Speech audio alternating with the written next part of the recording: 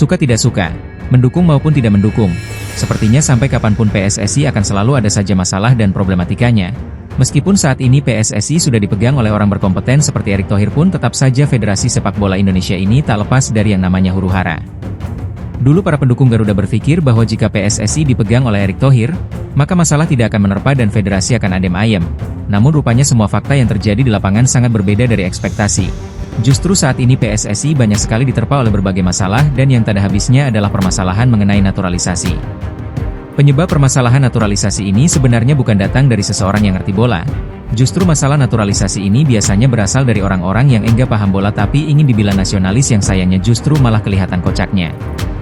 Hal seperti ini sering terjadi pada saat rapat PSSI dengan Dewan Perwakilan Rakyat di mana para anggota Dewan selalu saja berbicara mengenai pemain naturalisasi yang merampas kesempatan pemain lokal untuk bermain bagi Timnas Indonesia.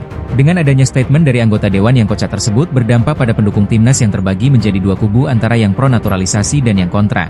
Permasalahan naturalisasi ini terkadang sampai ke telinga para pemainnya dan ya hal tersebut membuat beberapa pemain merasa tidak nyaman.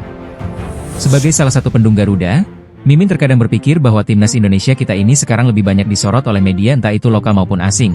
Dulu boro-boro media asing mau meliput Timnas Indonesia. Namun sekarang mereka berebut berita terupdate seputar Timnas Indonesia. Terlebih lagi jika berita yang akan keluar seputar naturalisasi, tentu banyak media yang sudah antri untuk meliput hal tersebut. Salah satu contohnya seperti saat proses sumpah WNI yang biasanya dilakukan oleh PSSI dan DPR serta pemain.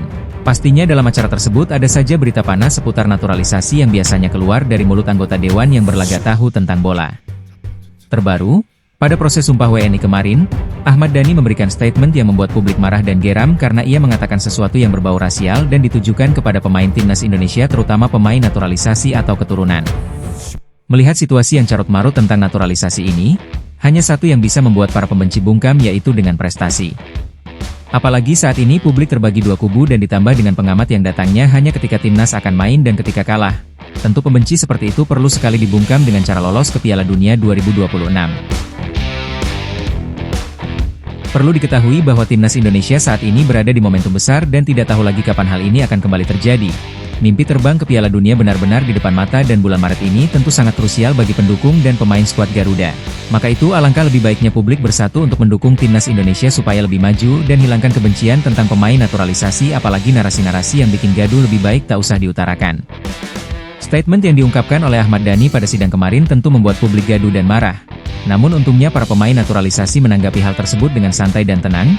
Menurut Tom Haye daripada meributkan hal yang tidak penting seperti ini, lebih baik fokus pada apa yang sedang terjadi. Selain itu, ada El Capitano Jay Itzes yang sedikit emosional mendengar apa yang dikatakan oleh anggota Dewan tersebut. Ia mengatakan bahwa lebih baik semua orang fokus untuk menggapai mimpi yang semakin nyata yaitu lolos Piala Dunia. Pernyataan yang tidak penting memang terkadang mengganggu kondusivitas baik di dalam lapangan maupun di luar lapangan. Statement yang terkadang memecah belah tentu akan membuat beberapa pemain tidak nyaman. Jelas hal ini sangat mungkin mengganggu bagi pemain skuad Garuda dan dampak yang paling buruk adalah permainan mereka di atas lapangan menjadi kacau dan tidak padu. Pastinya hal-hal semacam itu apalagi statement dari anggota Dewan perlu sekali disaring terlebih dahulu supaya tidak menjadi polemik di kalangan pendukung Garuda.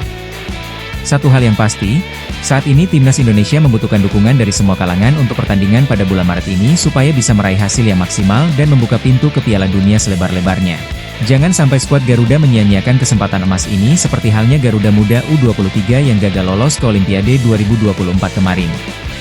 Lolos ke Piala Dunia 2026 adalah ambisi dan mimpi yang akan menjadi kenyataan pada tahun ini.